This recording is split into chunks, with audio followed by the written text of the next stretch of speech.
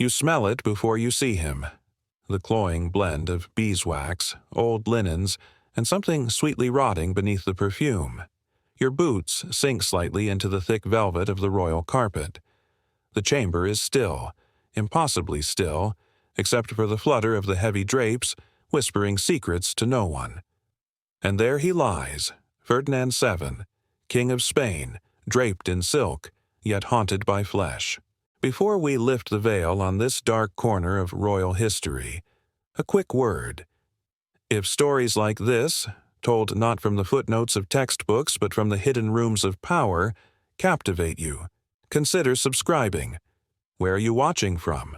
Whether it's a dorm room in New York, a rooftop in Cairo, or a quiet cafe in Manila, it's astonishing to think we're sharing these tales across centuries and continents. Leave a comment below. I'd love to know where history finds you. The body was not cold yet, and already the whispers were rising. When Ferdinand VII died in 1833, the official cause was listed as dropsy, an old term for edema. But the cause didn't matter. His death was not what shocked the court, it was what had to be done after. Behind the locked doors of the Palacio Real, summoned under cover of night, the king's personal physician stood trembling beside the Queen Regent, Maria Cristina of the Two Sicilies. She did not look at her husband's face. She stared only at the folds of the sheet that covered him from the waist down. Her voice, when she spoke, was brittle. You will preserve it, entire, for the sake of the dynasty. And so began one of the most macabre post-mortem rituals in European royal history. Ferdinand VII was not remembered for his intellect, nor his diplomacy. He was not a reformer, not a visionary. He was remembered for cruelty, for paranoia, for betrayal.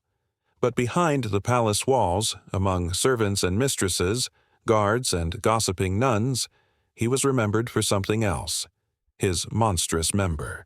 A deformity so exaggerated, so grotesque, it passed beyond the realm of medicine and into legend.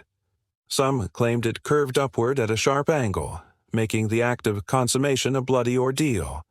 Others said it bore bulbous growths, what one foreign envoy, in a letter not meant for archives, described as nodes, like a rosary strung beneath the flesh.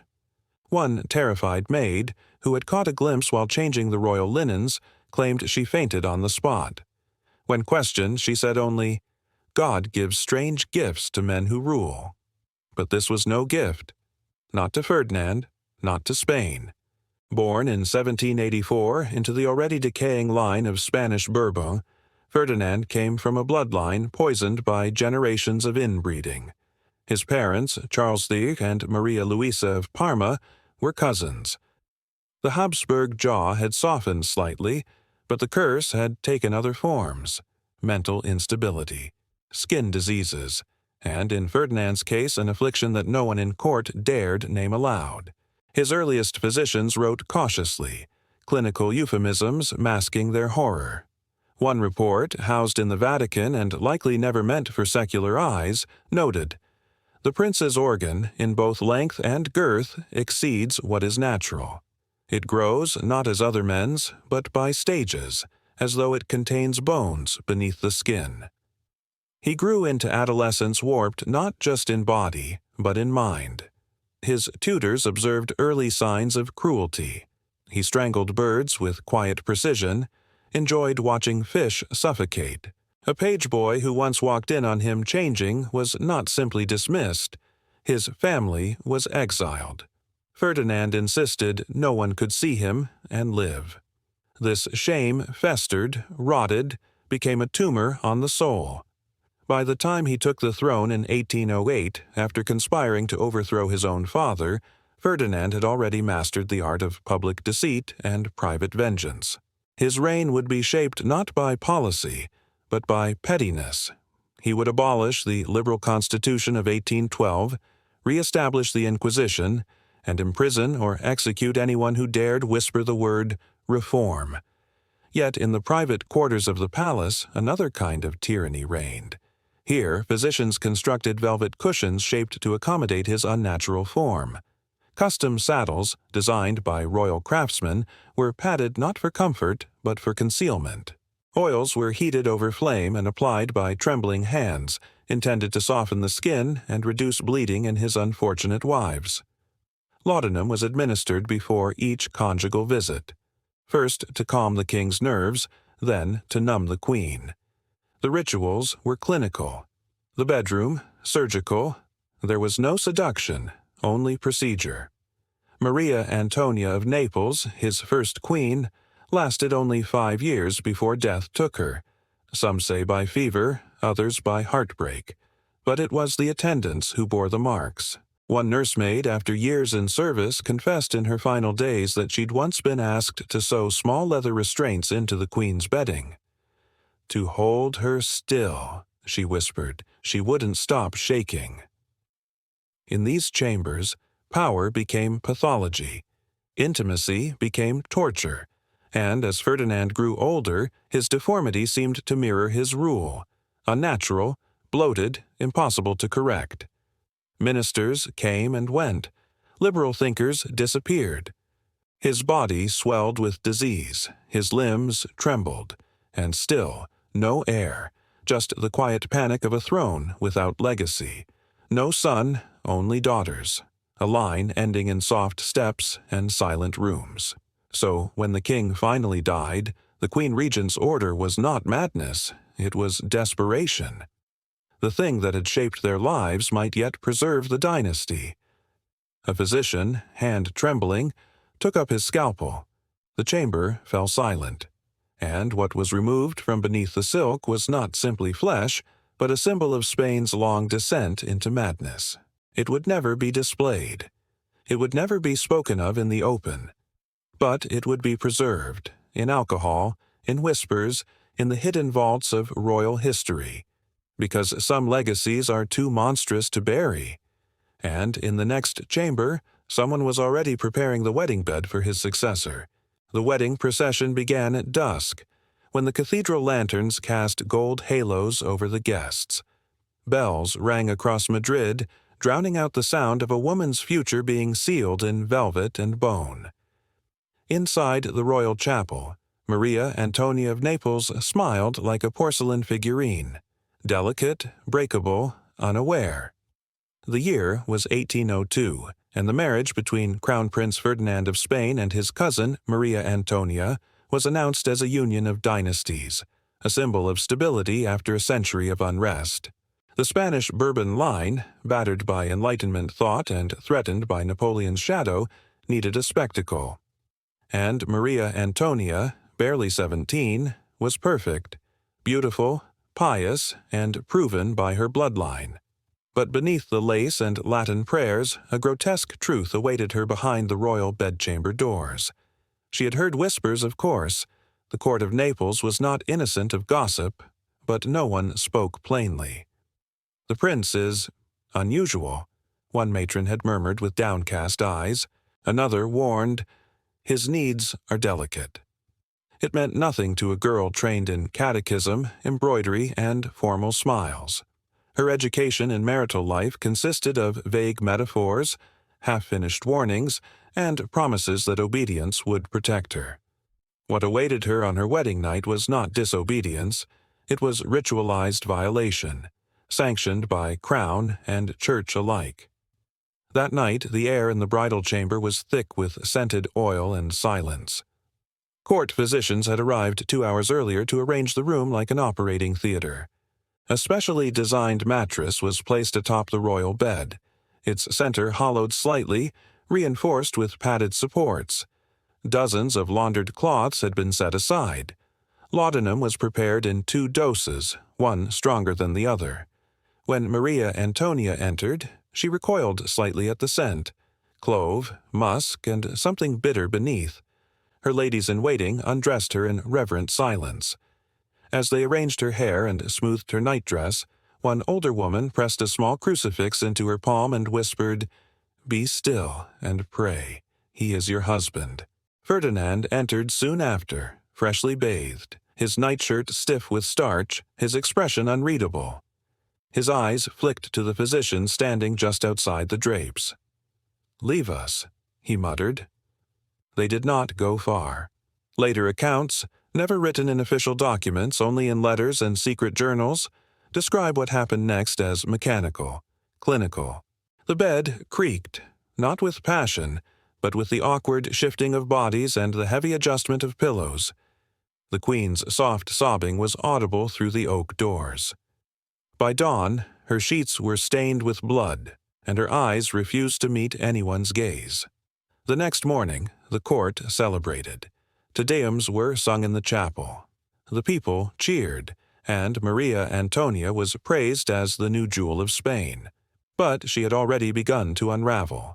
Each attempt at conception followed the same pattern: preparation, sedation, consummation, recovery. Her body became a battleground in a war of lineage. Her pain measured not in sympathy but in missed menstrual cycles. When no pregnancy came, the blame fell on her.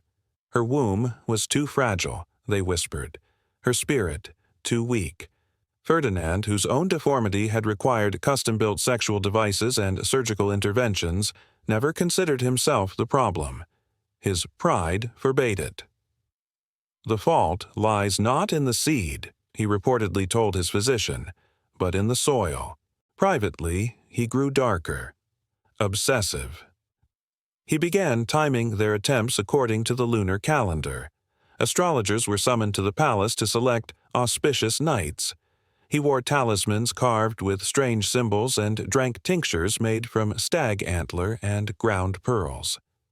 The Queen was given stronger and stronger doses of laudanum, sometimes before dinner, to dull her dread. Letters from her chamberlain reveal a woman descending into quiet madness. She stopped attending Mass. She refused visitors. Some days she would sit for hours at the window, clutching a rosary but never praying. One lady-in-waiting wrote, "Her Majesty walks like a ghost, pale as paper, speaking only to herself. She calls out sometimes, not to the king, but to the Virgin, asking why she has been chosen for this sorrow." Twice she became pregnant. Both times the court erupted in celebration. But the pregnancies ended in misery. The first ended in miscarriage after 4 months. The second dragged nearly to term. The child, a boy, was stillborn, his body limp and silent, delivered in a chamber that stank of blood and weeping. Maria Antonia never recovered. By 1807, her dependence on laudanum had become so severe she could no longer walk unassisted. Her weight dropped, her hair thinned, and her face lost all expression. Physicians diagnosed her with exhaustion of the womb and female melancholy. The truth was simpler. Her soul had fractured beneath the weight of her marriage. She died in May of that year at just 21. The official cause, a fever, but the court knew better. Behind closed doors, her death was quietly described as the result of prolonged strain. The midwife who had served her from the beginning later confided to a nun. She died as she lived, in silence, in pain, and in service to a throne that devoured her. Ferdinand did not mourn her long. Within weeks he was entertaining proposals for a new bride. The bed was stripped, the laudanum restocked, and the mattress, the custom one, hollowed and blood-stained, was discreetly returned to its place in the royal storerooms. Waiting. He had always been watched, by servants, by doctors, by women made to endure his presence in silence. But now Ferdinand VII did the watching. He watched over a country as a man might peer over a disobedient household, every corner a threat, every whisper a betrayal, and what he saw he punished. By the time Ferdinand remarried in 1816 to Maria Isabel of Braganza, he was no longer a man who simply feared humiliation. He had become its avatar, sculpted by years of private shame and public emasculation. The deformed prince had risen into a warped king, a ruler who could no longer differentiate between governance and vengeance. Spain had changed in his absence. While Napoleon's troops had invaded, the people had tasted the bitter draught of revolution. A liberal constitution was ratified in 1812, crafted by the Cortes of Cadiz, promising rights, equality, even representative government. But when Ferdinand returned to the throne in 1814, he tore it to pieces in a single act. His decree read simply, "The Constitution and all acts of the so-called Cortes are null and void." He entered Madrid not as a savior, but as a reckoning. The prisons filled overnight. Those who had supported constitutional rule, scholars, soldiers, journalists, were rounded up. In the palace dungeons, long disused, torches once again flickered against damp stone. Rumors spread of new rooms beneath the royal chambers, cells carved into bedrock, used for corrective interrogation. Few who entered ever returned. Ferdinand surrounded himself with secret police, informants, astrologers, and self-proclaimed exorcists. He trusted no one, not even his own ministers. Orders were given in whispers, carried out in silence. Even the language of his court changed. Words like reform, progress, or liberty became synonymous with sedition. One minister wrote in his private diary, "The king is like a mirror turned inward. He sees only the distortion of himself in everything around him." In public, he played the role of absolute monarch, attending Mass, performing acts of mercy. But his mercy was laced with menace. One afternoon, during a court reception, a young clerk failed to bow deeply enough. Ferdinand said nothing at the time. The boy was found 3 days later in the Manzanares River, his legs broken in 3 places. Maria Isabel, his new queen, had hoped for a gentler life than her predecessor. But within a year, she too was reduced to a ceremonial figure, kept mostly in seclusion. When she died during childbirth in 1818, palace insiders whispered of foul play. "She died in pain," one servant noted grimly, "as all women around him do." Ferdinand's paranoia became policy. Every expression of dissent was painted as treason. Public executions were staged not only as punishment, but as theater, meant to reinforce the fragility of survival under his rule. He revived the auto da fe in spirit, if not in name. Heretics replaced by liberals, gallows by garrots.